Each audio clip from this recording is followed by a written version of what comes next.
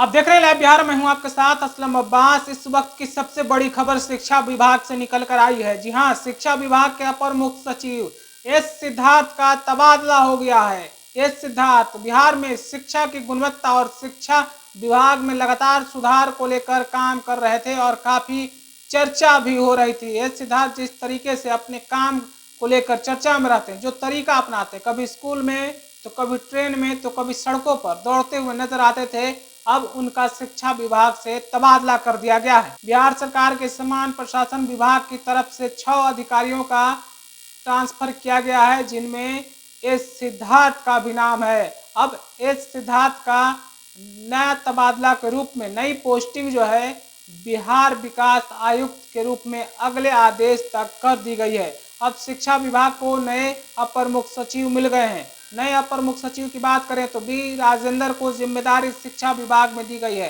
शिक्षा विभाग को सुदृढ़ करने के लिए और फिर जिस तरीके से TRE-4 को लेकर चर्चा हो रही है, TRE-4 का जल्द ही बहाली आने वाला है, तो उसको लेकर भी अब बी राजेंद्र को बड़ी जिम्मेदारी दी गई है। तो ये सिद्धार्थ का अब तबादला कर दिया गया है शिक्षा विभाग से।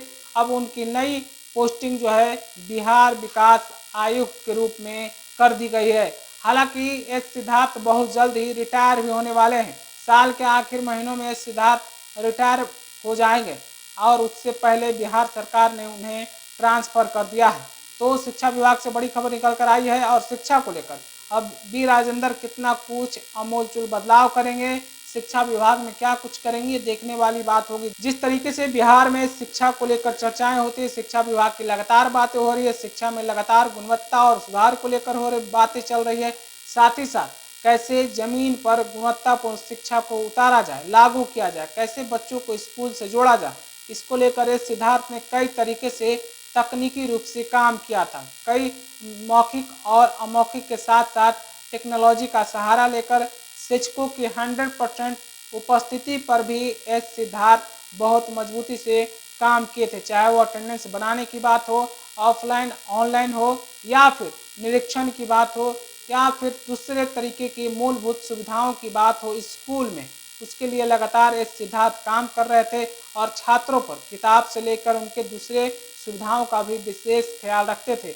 और एक एक करके सिद्धार्थ शिक्षा में बड़े पैमाने पर सुधार को लागू भी कर रहे थे। लेकिन अब उनका तबादला कर दिया गया है। अब देखना होगा कि बी राजेंद्र को जिस तरीके से जिम्मेदारी दी है, इनके पास जो अनुभव है प्रशासनिक विभाग का, शिक्षा विभाग को कितना लाभ हो सकता है, कितना फायदा हो सकता है, कितना कुछ ये कमाल कर सकते हैं, कितना कुछ शिक्षा में बिहार में बदलाव हो सकता है।